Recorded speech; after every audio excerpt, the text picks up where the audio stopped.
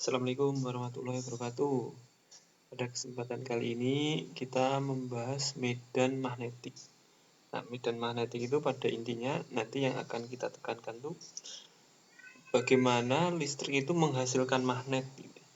Nah, yang lainnya adalah begini. Pada dasarnya 5 tujuan pembelajaran ini akan kita capai dalam materi medan magnetik. Kesemuanya itu adalah bagaimana magnet itu dihasilkan oleh listrik. Tujuan yang pertama, menganalisis medan magnet pada kawat lurus di suatu titik di dekat kawat tersebut. Kemudian yang kedua, menganalisis medan magnet melingkar pada suatu titik yang berjarak tertentu dari kawatnya.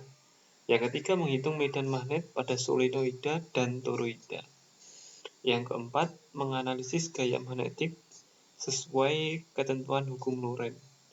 Yang kelima, menganalisis gaya persatuan panjang pada suatu penghantar di sekitar penghantar lain yang berarus listrik. Semuanya itu akan kita pelajari dalam bab medan magnetik. Untuk kali ini mungkin cuma yang satu saja dulu. Nanti videonya akan dipecah-pecah. Jadi tiap-tiap tujuan pembelajaran ini akan saya pecah-pecah menjadi beberapa video. Pendahuluan dulu. Jadi ini magnet selatan sama utara. Sejarahnya begini. Ini mungkin sudah dipelajari dulu di pas SMP. Diamati setidaknya 2500 tahun yang lalu dalam pecahan biji besi bermagnet yang ditemukan di dekat kota kuno Magnesia, sekarang Manisa, di Turki Barat. Makanya namanya magnet karena ditemukan di kota Magnesia. Kemudian penamaan utara sama selatan, north sama south. Nah, dulu sebelum nama utara sama selatan, orang itu menggantung magnet permanen sehingga dia bebas berputar. Nah, salah satu ujungnya itu akan mengarah ke utara, sehingga disebut kutub utara atau kutub U. Sedangkan ujung lainnya ya ke arah selatan, maka disebut kutub selatan atau S gitu ya. Kemudian yang kedua, hubungan kedua kutub ini juga sudah dipelajari. Intinya utara dengan selatan dia akan tarik menarik. Sedangkan kalau sama-sama utara dengan utara didekatkan, tolak menolak.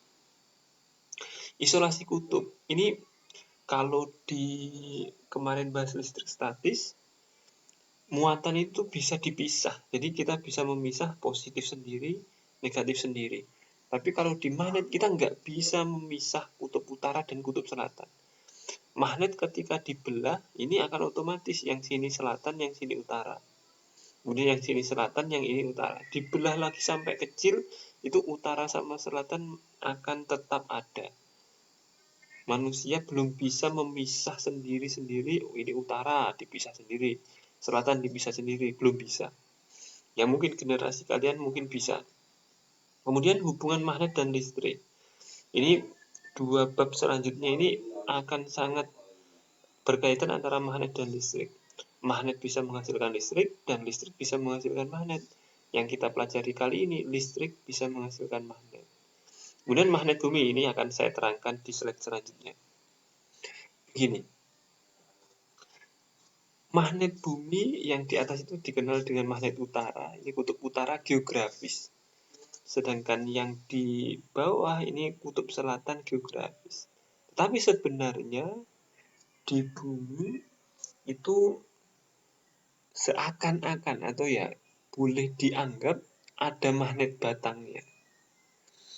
Yang disebut kutub utara, ternyata di situ ada magnet selatan. Sehingga kompas ketika diletakkan, yang utara akan selalu menunjuk ke atas karena utara dengan selatan kan akan ya tarik menarik gitu ya. Kemudian yang bagian bawah yang sebenarnya kompas itu menuju kutub selatan, tapi magnet bumi yang sebenarnya itu adalah kutub utara. Kutub selatan geografis sebenarnya merupakan kutub utara magnet bumi. Jadi kalau di fisika ada kutub geografis sama kutub bumi. Kalau kutub geografis sesuai arah kompas. Kalau kutub bumi, kutub magnet bumi, ini berlawanan supaya kompasnya itu bisa tarik menarik mengarah sesuai arah yang sekarang. Nah, gambar ini memang mungkin sebenarnya kan nggak ada, ini gambar khayal yang dibikin oleh ya kesepakatan orang-orang fisika. Garis medan magnet merupakan arah jarum kompas di setiap titik lokasi tertentu. Di sini di ketinggian tertentu nanti kutub utara akan agak melengkung. Nah, ini sesuai dengan arah medannya. Di sini gitu juga ke arah sana pas. Kalau di darat ya nanti pasti akan mengarah ke utara sesuai.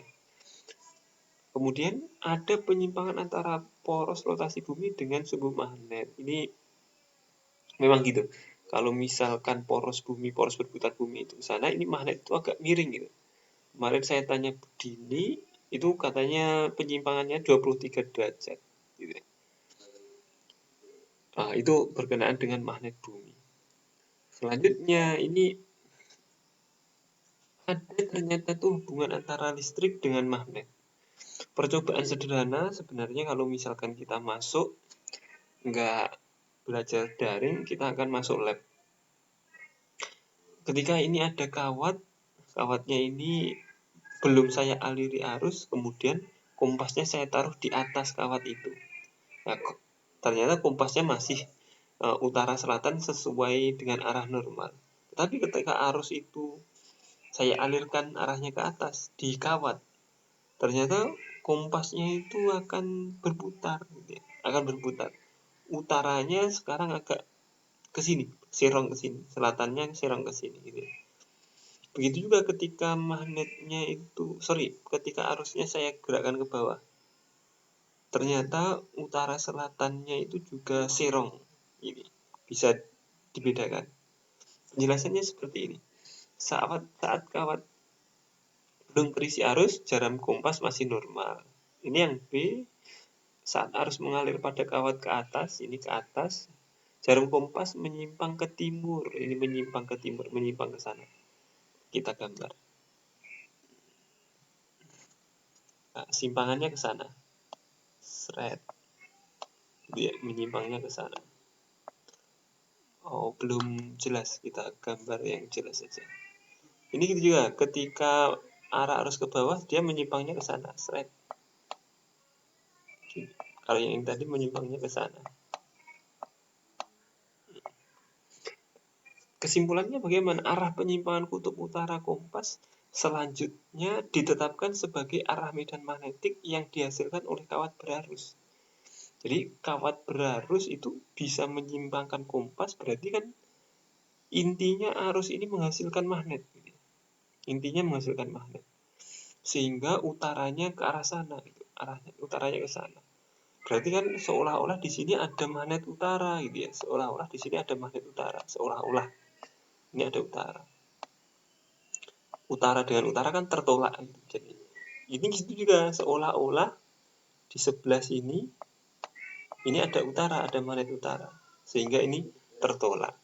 Cara mudah menentukan arah medan magnet ini akan kita tentukan di slide selanjutnya.